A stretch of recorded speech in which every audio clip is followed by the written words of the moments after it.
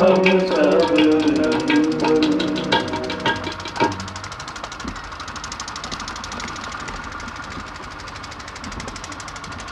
हैं ये हमारा शरीर है, ये हमारी भावनाएं हैं, ये हमारी बुद्धि है, ये मेरा हाथ है, ये मेरा सर है। ये मेरा मेरा कहना जो है वो मैं कौन हूं, वही सत्य है। और दूसरा सत्य ऐसा है जो आज मैं यहाँ बिछे हुए सुंदर फूल और उनकी बहुत ही सुंदर शोभा देख रही हूँ, उसको देखकर एक प्रश्न जरूर उठना चाहिए कि ये फूल कैसे सहज में ही पृथ्वी से बन के आए,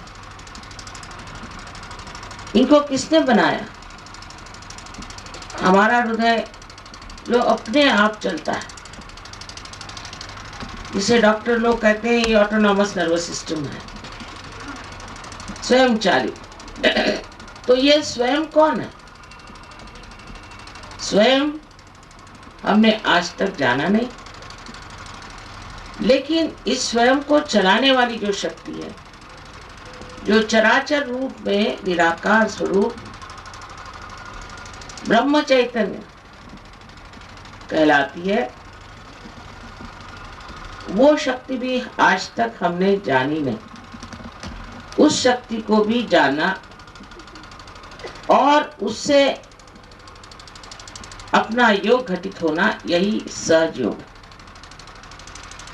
सह माने आपके साथ और ज माने पैदा हुआ। आपके साथ पैदा हुआ ये अधिकार, अरे मनुष्य का ये अधिकार है कि वो इस सर्व तरफ फैली हुई ब्रह्म चैतन्य शक्ति को प्राप्त करे, उससे संबंधित हो, यही योग है। यही मनुष्य के जीवन के लक्ष्य है। जब तक ये घटित नहीं होगा आपको कोई समाधान नहीं मिल सकता, चाहे आप कुछ करें। कभी कभी इंसान है वो सोचता है कि हमें अगर पैसा मिल जाए या कोई पॉलिटिकल पावर मिल जाए तो हम सुखी हो जाएंगे। कभी नहीं। सुख का निदान आपकी आत्मा है, वहीं से ये आनंद का सागर बहता है। अभी तक आपकी आत्मा एक साक्षी होकर के आपके सारे कार्यों को देखती। अभी तक आपके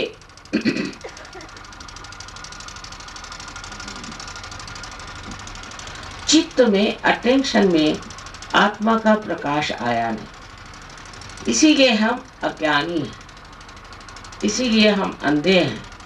कबीरदास कहते हैं कैसे समझाऊं सब जग अंधा। ये मुश्किलें संतों को हुई, लेकिन आज वो दिन आ गया है जब हमें वो सूक्ष्म दृष्टि प्राप्त हो सके। एकदम सहज है बात, सहज में ही ये चीज घटित हो। कुंडलिनी के बारे में अनादि काल से लोगों ने मेहनत की। मैं जो करने जा रही हूँ या कह रही हूँ ये कोई नई बात नहीं, बस इतना ही फर्क है कि आजकल के जमाने में ये चीज सामूहिकता से घटित हो गई है। लेकिन पहले नाथ पंथियों में कुंडलिनी का जागरण एक गुरु का एक ही चेला होता, और ये बात किसी को बताई नहीं जाती। 12वीं शताब्दी में ज्ञानेश्वर जी ने अपने गुरु से इजाजत मांगी कि आप मुझे कृपया इसके बारे में लिखने तो दीजिए, लिखने में क्या हर्ज। तब उन्होंने ज्ञानेश्वरी में 6वीं अध्याय में 6वां अध्याय जो उसमें लिखा लेकिन धर्म मार्तंडों को तो मालूम नहीं था कुंडलिनी क्या चीज है या इसे जागरण कैसे करना, तो उन्होंने कहा ये निषिद्ध है। फिर 16वीं शताब्दी में आप जानते हैं अपने यहाँ अनेक साधु संत हो गए। महाराष्ट्र में भी बहुत संत हुए और गुरु नानक आदि कितने ही गुरु, सच्चे गुरु हमारे भारतवर्ष में है। अपनी भारत भूमि एक प्लावित भूमि है। फिर खासकर कुरुक्षेत्र तो गीता का पहला शब्द है और ये बहुत ही मानी हुई जगह है जहाँ कृष्ण भी आए और जहाँ पर धर्म और अधर्म का युद्ध हुआ। इसमें धर्म की जीत हो गई, लेकिन धीरे धीरे हर चीज अपने देश में भुलाई गई और बुलाते बुलाते हम लोग इतने दूर हट गए हैं कि अतीत में जो कुछ भी हमने पाया है वो एक अदृश्य हो गया। ये विराजमान है यहाँ, आप जानते नहीं कि यहाँ का परम चैतन्य कितना प्रबल है। और जब इन्होंने कहा कुरुक्षेत्र में वहाँ प्रोग्राम है तो मुझे बहुत खुशी हुई, क्योंकि मैं जानती हूँ कि इस जमीन में बहुत चैतन्य की सृष्टि है। अभी तक आप लोग भी नहीं जानते कि अगर आप इस भारतवर्ष में पैदा हुए हैं तो ये महान पुण्यों की वजह से, पूर्व जन्मों के अनेक पुण्यों की वजह से आप इस भारत भूमि में पैदा, और इसका आपको प्रत्यक्ष भी दिखाई देगा। सहज के बारे में आपको बताया गया है कि आपके अंदर कुंडलिनी नाम की शक्ति, और ये शक्ति जागृत होने से 6 चक्रों को भेद करके, 6 7 नहीं 6 चक्रों को भेद करके ब्रह्मरंध्र जो यहाँ पर है उसे भेद करके तालु से उसकी वो जो चारों तरफ फैली हुई ये चैतन्य सृष्टि है उससे उसको एकाकारिता आती है, उससे योग घटित होता है। इसमें समझने की बात यह है कि इस पृथ्वी पर हम लोग ध्यान दें कि एक बीज को अगर ये पृथ्वी माता के उदर में हम डाल दें तो वो अपने आप सहज में ही पनप आता है। कैसे आता है? क्योंकि उस बीज में भी ये शक्ति है और उस पृथ्वी माता में भी ये शक्ति है कि वो उसे जागृत करे। रामदास स्वामी जो शिवाजी के गुरु थे, उनसे किसी ने पूछा कि कुंडलिनी जागरण में कितना समय लगता है। उनका तत्क्षण माने उसी क्षण होता, पर वो लेने वाला भी चाहिए और देने वाला भी चाहिए। मैं भारतवर्ष में देखती हूँ कि हर जगह बहुत ज़्यादा लोग धार्मिक हैं। हम लोग यहाँ बैठे बैठे जानते नहीं कि परदेश में इन लोगों की कितनी अंदरूनी हालत खराब, अंदर से ये लोग खोखले हुए चले जा रहे। ये दुर्दशा इनकी है कि इस छोटे से भाषण में मैं सब बता नहीं सकती, लेकिन बेचारे इतने त्रस्त हैं क्योंकि इनकी संस्कृति में ही कोई धर्म नहीं रह गया, कोई परमात्मा का विचार नहीं रह गया, कोई उनसे भय नहीं रह गया, और जिसके मनमानी चाहे करते रहते कि हम स्वतंत्र हैं। स्व का तंत्र तो वो होता है, स्व माने अपनी आत्मा, और उसका तंत्र जानना ही सहज होता है। जब तक आपने अपनी आत्मा का तंत्र नहीं जाना तब तक आप परतंत्र हैं। इसलिए ये बड़ी आनंद की बात है कि आज कुरुक्षेत्र में इतने लोग सहयोग के लिए पधारे हैं। हमने सोचा था कि कभी न कभी हरियाणा में भी जाना होगा ही, और ऐसी घटना घटित हो गई। ये भी एक हमारे लिए भी परम भाग्य की बात है, क्योंकि जहाँ आपका चित्त बहुत अटका रहता है, जब तक आप उस चीज़ को समझ नहीं लेते, उसके साथ कुछ ठीक से इंतज़ाम नहीं कर देते, आपको लगता है कि अभी ये प्रदेश बचा हुआ है, ये प्रदेश ज़रूर देखना है, यहाँ जाना है। और आज यही बात बड़ी आनंद की है कि आज चीज़ घटित हो गई। इसमें कोई बुद्धि चातुर्य नहीं, कोई विचार करने की जरूरत नहीं।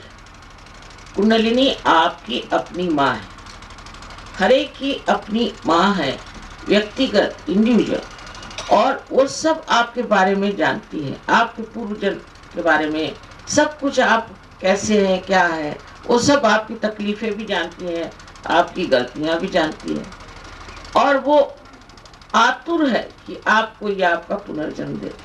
इसमें मेरा लेना देना कुछ नहीं। मैं तो जैसे एक जला हुआ दीप दूसरे दीप को जला देता है, उसी प्रकार आप भी कर सकते। जब आप जागरूक हो जाएंगे तो आप भी एक दूसरे को जगा सकते हैं, और इसी तरह से ये सबको जागरूक करने का, प्रकाशित करने का कार्य आप भी कर सकते हैं। ये शक्ति आपके अंदर है। आपके अंदर अनेक शक्तियां हैं जिसके बारे में आपको मालूमात ही नहीं कि आप क्या क्या कर सकते हैं। सबसे पहले तो कुंडलिनी के जागरण से आपकी शारीरिक स्थिति ठीक हो जाती है। ये बात सत्य है कि सहयोग से हर तरह की बीमारियां ठीक हुई है, उसका कोई अंदाज ही नहीं लगा सकता और कोई कह ही नहीं सकता। दूसरी बात यह है कि मानसिक बहुत लोगों को तकलीफ होती है, और मानसिक तकलीफों से लोग पागल भी हो जाते हैं, वो भी सहयोग से ठीक हुई।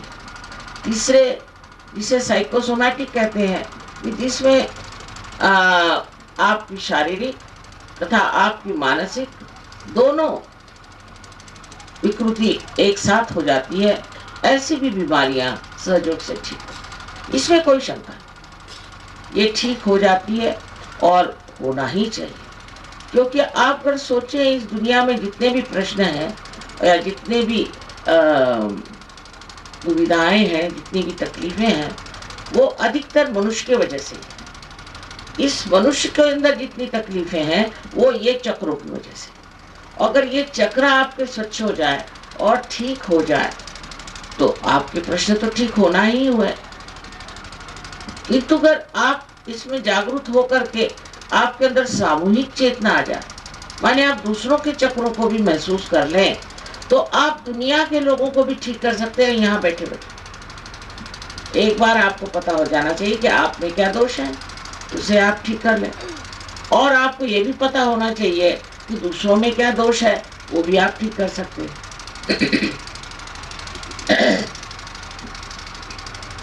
इस पर मोहम्मद साहब ने कहा हुआ है कि जब कियामा आएगा, माने जब आपके उद्धार का समय आएगा, सब में लिखा है, बाइबल में भी है, कुरान में भी है, कि ऐसे उद्धार का समय आने वाला है, रेजरेक्शन टाइम। और ग्रंथ साहब में भी बहुत अच्छे से लिखा हुआ है। ऐसे कोई भी पुस्तक नहीं है जिसमें ये नहीं लिखा कि आपके उद्धार का समय आने वाला नहीं है। एक समय आएगा जो आपके उद्धारक स्थिति को पहुंचा देगा। वो समय आज आया हुआ, और इस समय में कहीं ये कार्य हो रहा है तो होना ही हुआ। हर एक चीज समय से होती है। कृष्ण का समय और था, संतों का समय और था, ईसा का समय और था, और आज का समय ये। इस समय में आपका उद्धार होना आवश्यक है।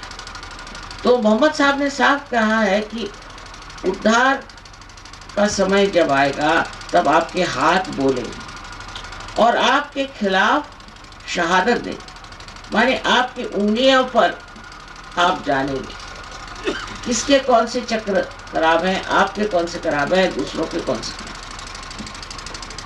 इतनी कमाल की बात उन्होंने बताई, और आप जानिए कि आप में कौन से दोष हैं, यानी आपके खिलाफ शहादत।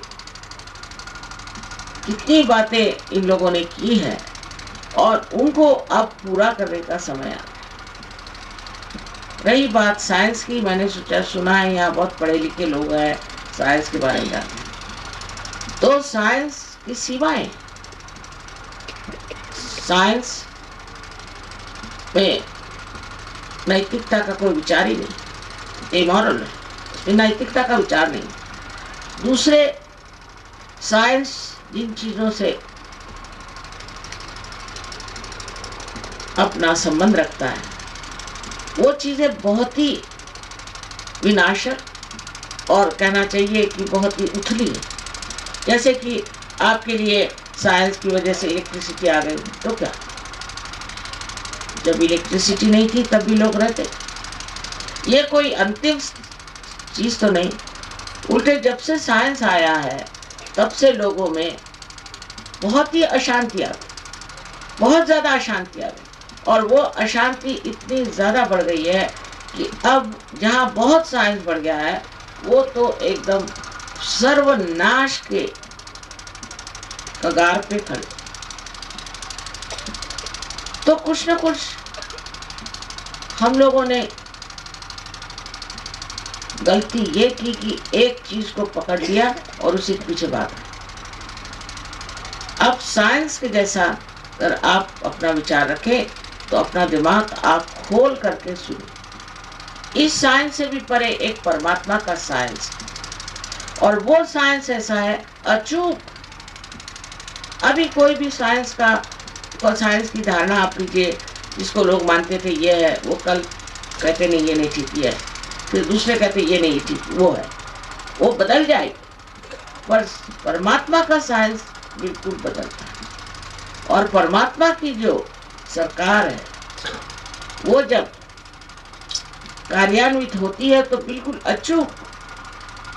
किंतु आपको परमात्मा के साम्राज्य में जाना चाहिए, क्योंकि आप अभी इसी दायरे में बैठे हैं।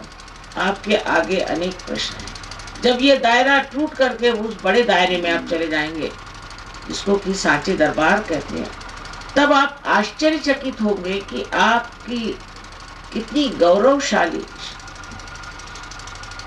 और कितनी ज्यादा महत्वपूर्ण शक्तियां, और आप स्वयं कितने ऊंचे हैं। आपके अंदर क्या क्या शक्तियां हैं, इसका दर्शन जब आपको होगा तो आप समझ जाएंगे कि कोई आप सर्वसाधारण नहीं है, आप मानव हैं।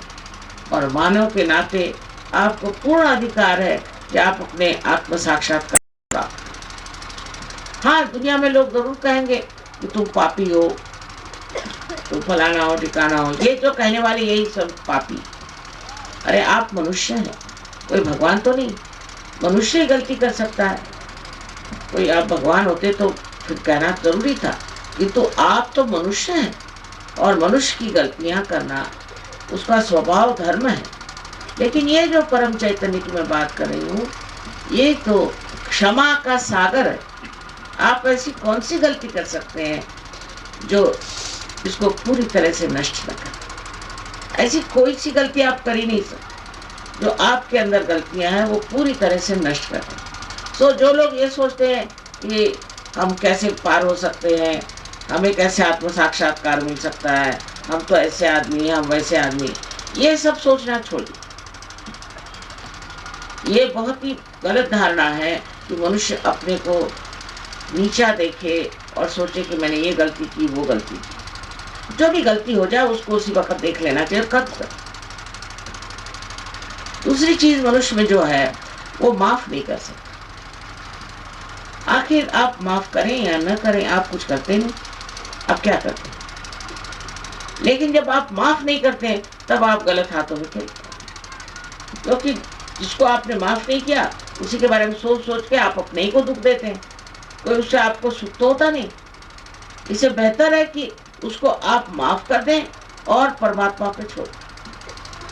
लोग बोलते हैं बहुत कठिन है। अरे भाई, कठिन क्या है? एक मिथ्या चीज को आप पकड़े, उसको छोड़िए,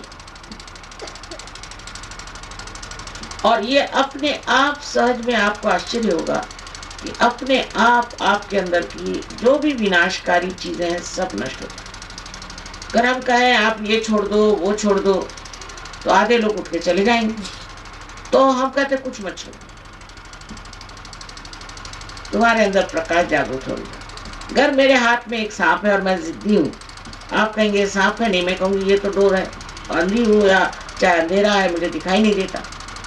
और जिद करे उसको, सांप को पकड़ी रहूंगी जब तक वो सांप मुझे काट न ले, मैं छोड़ूंगी नहीं।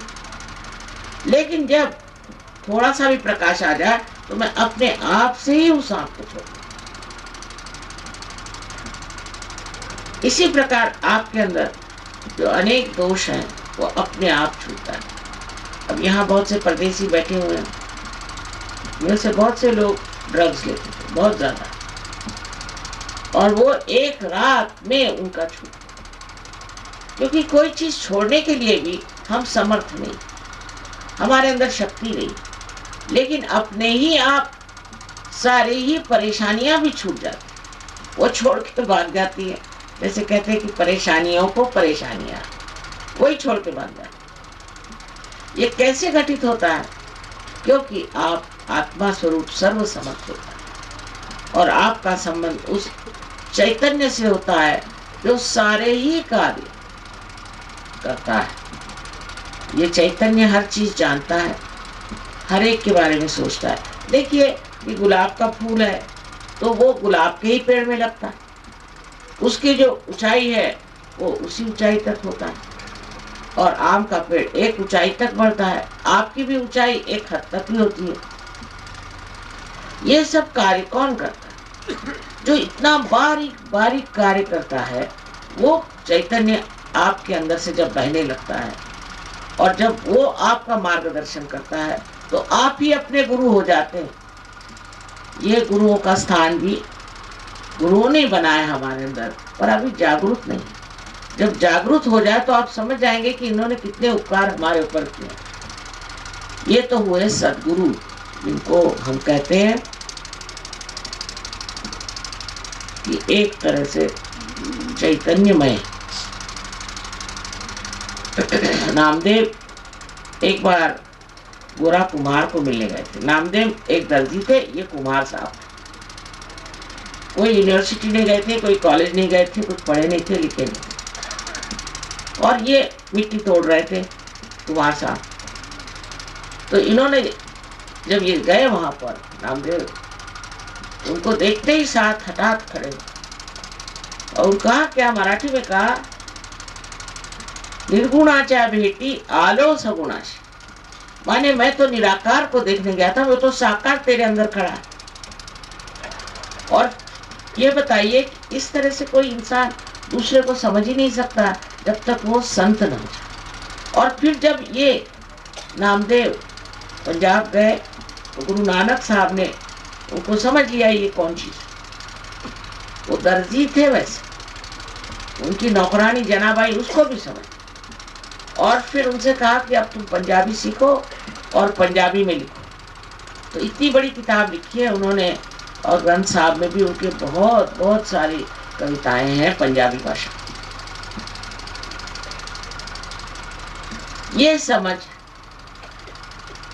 और इस तरह के अंदर से आंतरिक इच्छा कि दुनिया के लोग जाने की सत्य क्या है, इन संतों की इतनी महान शक्ति उन्होंने लगा करके ये कार्य इस भारतवर्ष में किया। इसी प्रकार अनेक जगह हुआ। विलायत में भी मैं समझती हूँ, वहाँ विलियम ब्लेक नाम के बड़े भारी कवि हो गए, उन्होंने सब सामने रख दिया। हर जगह ऐसे ऐसे कवि हो गए हैं कि जो उस स्थिति में पहुंच गए जहाँ वो वास्तविकता रियलिटी को जान गए, और उन्होंने साफ साफ लिख दिया कि यही एक चीज पाने की। पर मनुष्य जो है वो जड़वाद की तरफ लग गया, मटेरियलिज्म की तरफ, और उसी से हमारा धीरे धीरे ह्रास हो रहा है। हम जब अपने बच्चों के लिए सोचते हैं तो परेशानी हो जाती है, और अनेक चीजें जो दुनिया में देखते हैं उससे हमें परेशानी हो जाती है। उसका कारण ये कि हमने अपने आत्मा के स्वरूप को नहीं माना, और जब ये आत्मा का स्वरूप आप जान जाए, हर तरह की परेशानियां दूर हो। आज हम आपसे बता सकते हैं कि इंग्लैंड में इतनी बेरोजगारी है लेकिन एक भी सहयोगी वहां बेरोजगार नहीं, और हर आदमी के लिए पूर्ण व्यवस्था होता है, किंतु लोभ नहीं रहता। मनुष्य में समाधान स्थापित हो जाता। ऐसे तो आप देखिए कि दुनिया की जितनी भी इच्छाएं हैं, कोई सी भी इच्छा पूरी होती है उसके बाद आदमी दूसरी इच्छा करता है, फिर तीसरी। कोई भी इच्छा पूरी होने से उसके अंदर आत्मा में शांति नहीं आती। लेकिन एक इच्छा ऐसी है जो शुद्ध इच्छा है, निर्मल इच्छा, और वो आप जाने या न जाने आपके अंदर स्थित है। आपके अंदर बसी हुई वही कुंडलिनी, ये शुद्ध इच्छा की शक्ति है।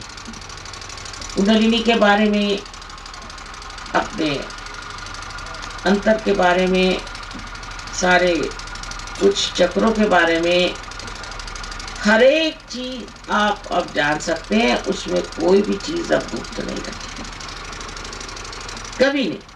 कोई ऐसी बात आपको अगर कोई भी शंका हो तो आप फौरन हमसे पूछ सकते। ये सारी चीजें आपके सामने खोल के रख दी जाएगी, पर पहले आपकी जागृति हो जानी चाहिए। और दूसरी बात यह है कि ये कार्य आज सारे संसार में, जैसे इन्होंने कहा कि 60-62 देशों में सहयोग चल रहा है, ये सारा कार्य एक सामूहिक संस्था है, वो भी जीवंत। जैसे कि ये शरीर है, इसी तरह से एक जीवंत संस्था है।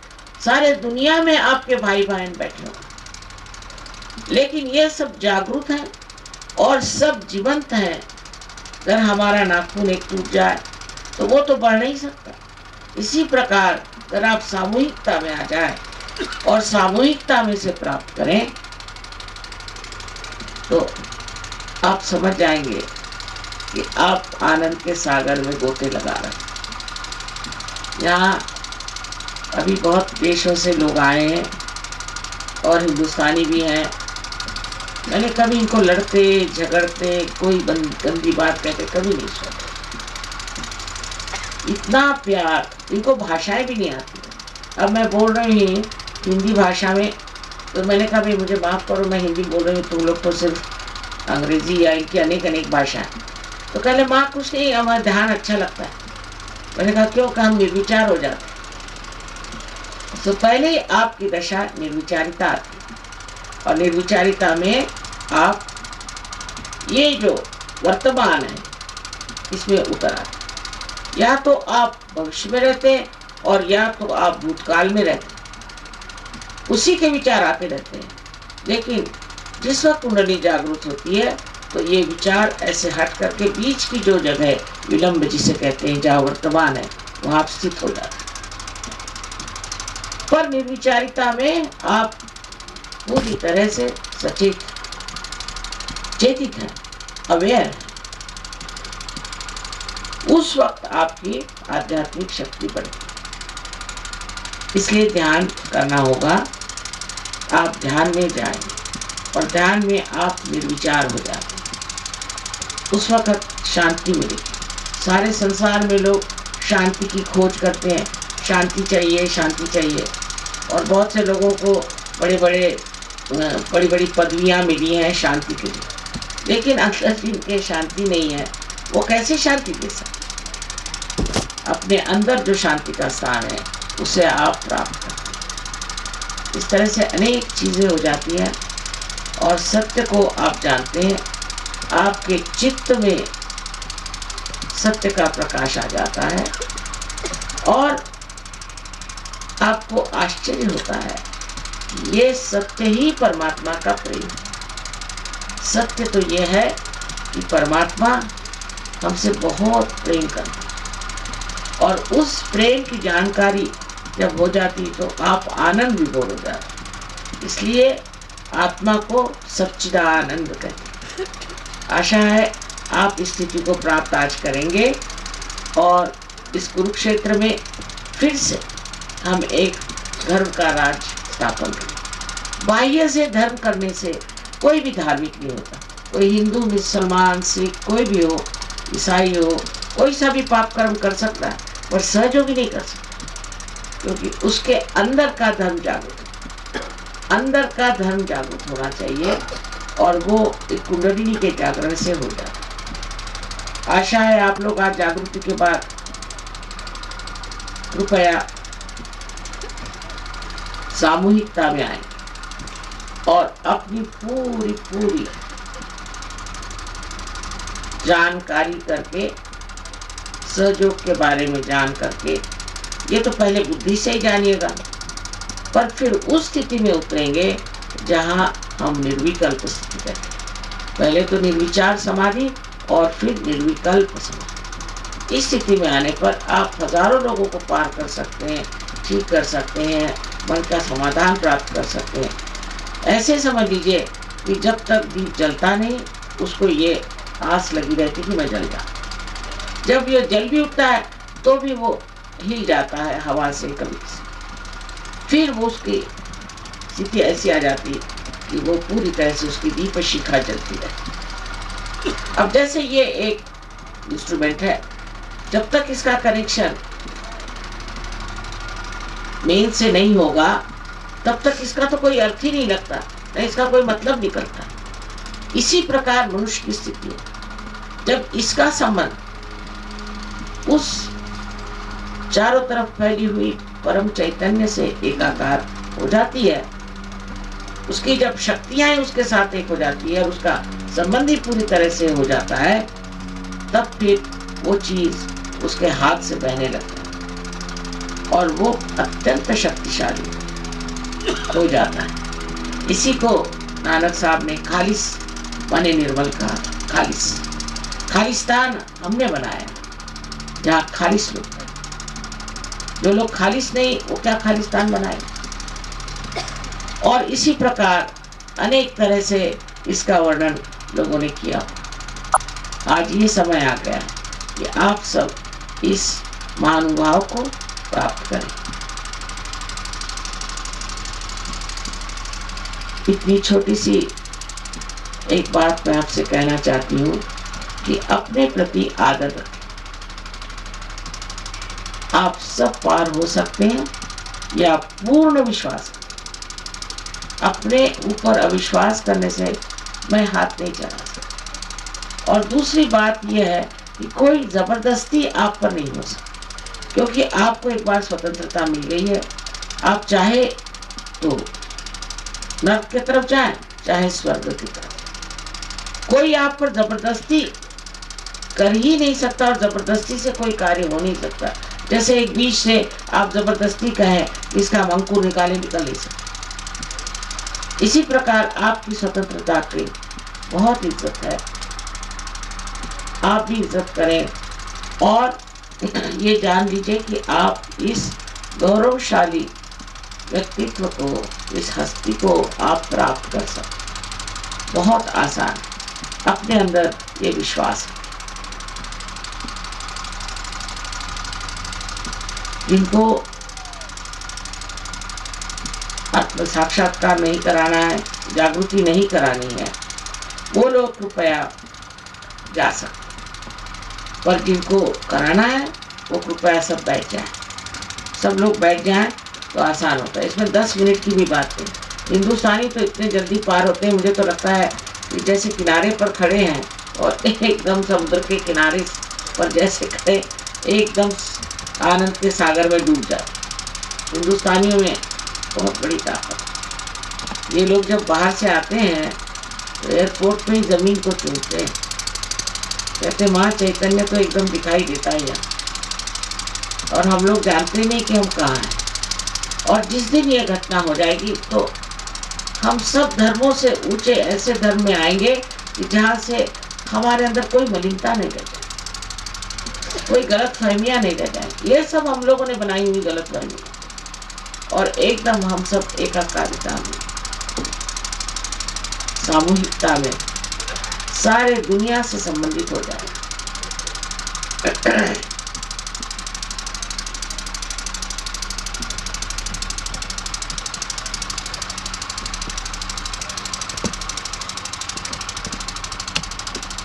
It's very kind of you to have come all the way here, but I'm sorry I have to speak in their language, and so many of them don't know also Hindi language. But there's no language for love. No need to have any language for it. Only love has vibrations. That's what I hope you are all enjoying here. You have so many brothers and sisters sitting down here, anxious to have a self-realization. By your good wishes, I'm sure it's all going to work out. May God bless you.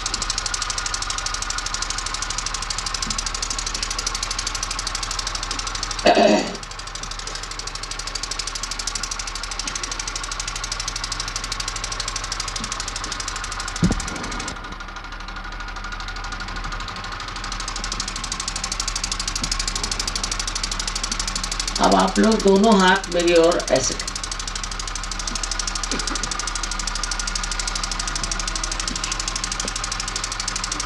क्योंकि ये जो 5, 6 और 7 points हैं, ये sympathetic nervous system के अंत में है। तो ये 7 और ये 7, ये 7 लेफ्ट के और 7 राइट के मिलाकर के चक्र इस तरह से बनता है। तो जब आप हाथ मेरी ओर कर रहे हैं तो आपने अपने चक्रों को खोल लिया मेरे। इस तरह से आप थोड़ा नीचे कर, ऊपर उठा के ऐसे, सब लोग उठाए, हाथ ऊपर उठा के ऐसे, बहुत ऊंचे नहीं, जो आप सहन कर सकते, सब लोग करें कृपया।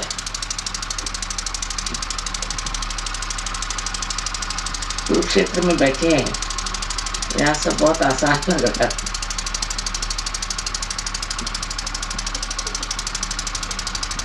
अब आप लोग आंख बंद करें, सब लोग आंख बंद, चश्मा उतार लें, अच्छा है, क्योंकि इसका दृष्टि पर भी फायदा होता है। चश्मा उतार लें और सब लोग आंख बंद करें।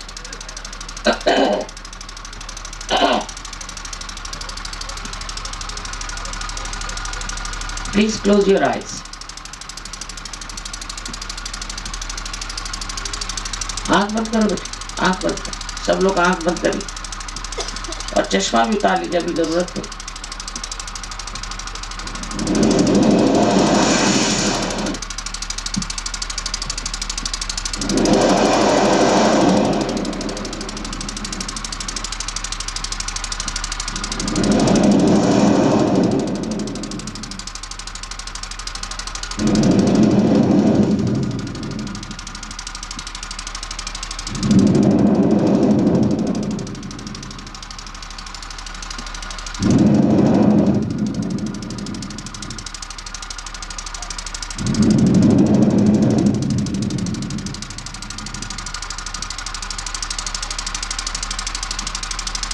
अब अपने बारे में कोई शंका न करें, आंख कृपया खोलें।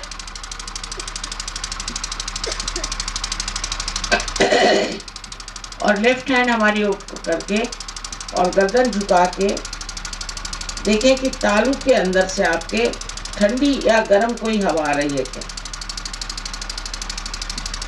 तालू से लेफ्ट हैंड हमारी है और राइट हैंड, गर्दन झुका लें। Please bend your heads and see for yourself if there's hot or a cool breeze coming out of your fontanelle bone area. Right hand से देखिए।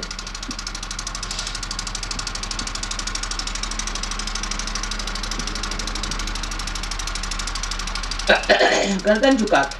Please bend your heads.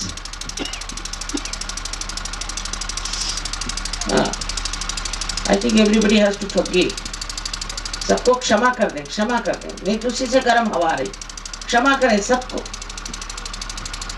अब please put your right hand towards me. Right hand मेरी ओर करें, गर्दन झुका लें और left hand से देखें कि सर में से मतलब तालू में से ठंडी या गर्म हवा आ रही क्या। सर को आदान मतलब हाथ जो है सर पे नहीं रखें, आदान ऊपर, थोड़ा हिला के देखें, कभी कभी नजदीक आती है, कभी कभी दूर आती है। ठंडी हवा या चाहे गर्म हवा भी हो सकती है, उसमें कोई हर्ज नहीं, पर अगर आपने क्षमा नहीं करी है तो गर्म हवा आती रहेगी।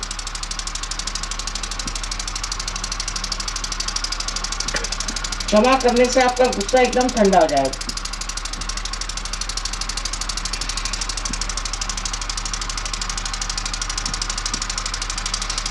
अब लेफ्ट हैंड मेरी ओर करें और राइट हैंड से देखें। Please put your left hand towards me and see with the right hand on top of your head. जैसा कूल और हॉट ब्रीज कमिंग, देखिए कि अगर ठंडी या गर्म हवा आ रही हो, गर्दन झुका लें। Please bend your heads.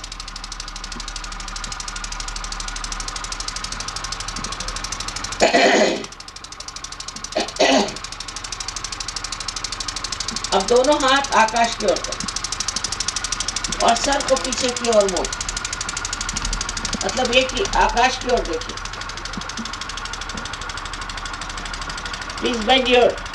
Please put your hands up and bend your head backwards. Please look at the sky. अब एक प्रश्न अपने मन में पूछिए 3 बार, माँ क्या ये परम चैतन्य की हवा है? क्या यही परम चैतन्य की शक्ति है? Please ask a question, mother. Is this the all-pervading power of divine love? Ask this question 3 times.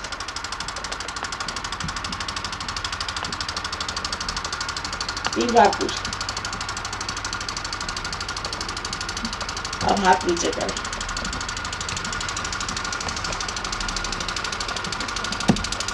अब देखिए कहीं भी कोई हवा नहीं है पास, इसमें से आप देख सकते हैं कि हवा सिर्फ यहाँ इधर से आ रही है और कहीं हवा नहीं ठंडा है।